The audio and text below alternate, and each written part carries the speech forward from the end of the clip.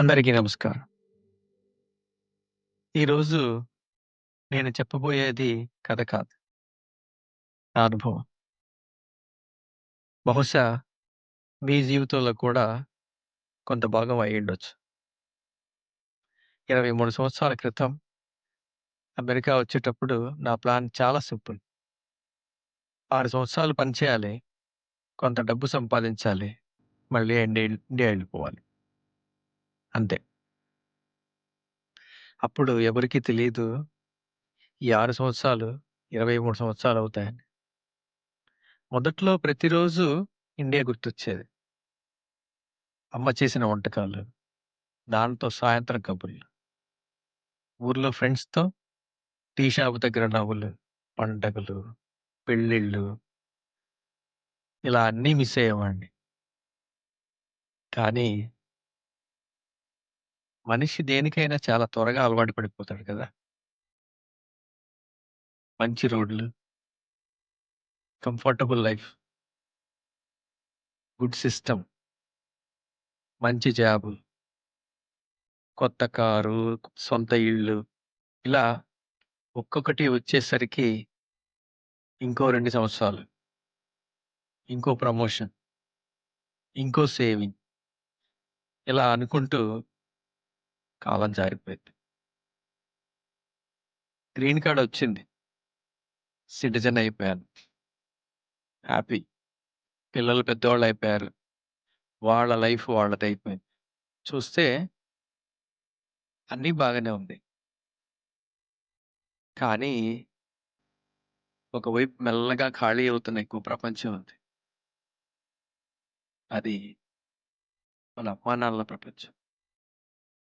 వాళ్ళు ఎప్పుడూ ఒక మాట కూడా అనలేదు. "ఎందుకురా మమ్మల్ని వదిలేసి అక్కడే ఉండిపోయావు. వచ్చేయొచ్చు కదా!" అని. కానీ వాళ్ళెప్పుడూ అనలేదు ఈ మాట. వాళ్ళకి మన పరిస్థితి తెలుసు కాబట్టి వాళ్ళెప్పుడు అడగల ఆ విషయం. కానీ ప్రతి ఫోన్ కాల్ అయ్యాక మన ఇంట్లో మళ్ళీ నిశ్శబ్దమే గదా! మనం వీడియో కాల్ కట్ చేస్తాం. వాళ్ళు మాత్రం మన ఫోటోలు చూస్తూ కూర్చుంటారు. మనం ఏడాదికి ఒకసారి వెళ్తే వాళ్ళకది పండగ. మనం తిరిగి బయలుదేరే రోజు వాళ్ళు నవ్వుతూ హాయిగా ఉన్నట్టు కనిపిస్తారు. కానీ ఆ నవ్వు వెనక ఎంత బాధుంటుందో మనకు తెలీదు. మనకర్థమయ్యే లోపే కొన్ని అవకాశాలు శాశ్వతంగా మిస్ అయిపోతాం. నా జీవితంలో గూడా అలాగే జరిగింది. నాన్న ఆరోగ్యం క్షీణించింది. ఒకరోజు ఫోన్ కాలొచ్చింది. నాన్నకి బాగోలేదని.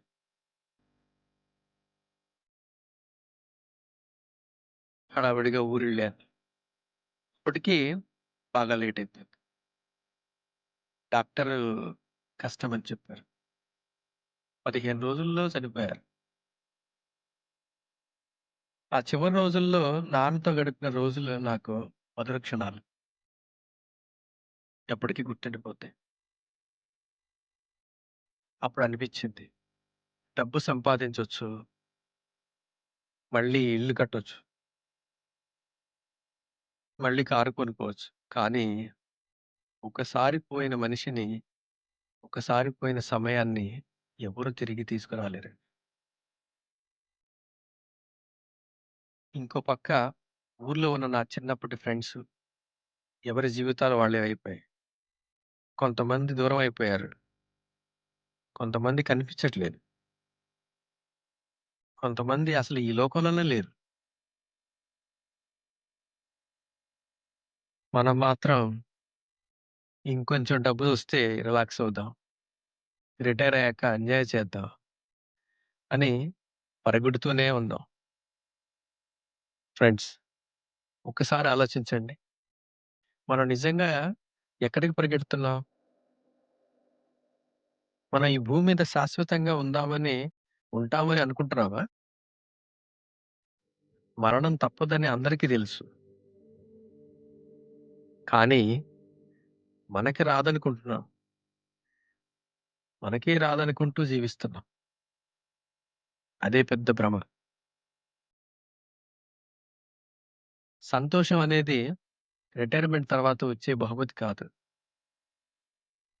సంతోషం అంటే ఈరోజు సాయంత్రం కుటుంబంతో కలిసి సరదాగా కబుర్లు చెప్పడం, అమ్మానాన్నలకి ఫోను చేసి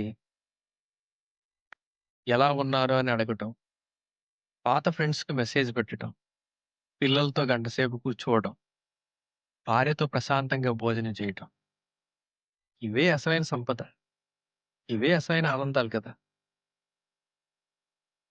మనం ఎప్పుడూ గమ్యం కోసం పరిగెడుతుంటాం. కానీ జీవితం గమ్యం కాదు. ప్రయాణం మాత్రం. గమ్యం చేరేసరికి ప్రయాణాన్ని మిస్ అయ్యామని చివరగా తెలుసుకుంటే అది జీవితకాలం లేట్ అయిపోతుంది.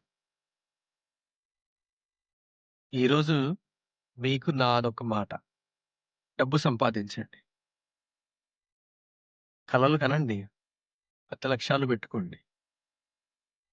కానీ మీకోసం ఎదురు చూస్తున్న వాళ్ళ గురించి మర్చిపోవద్దు. ఈరోజు నవ్వే అవకాశం ఉంటే నవ్వండి.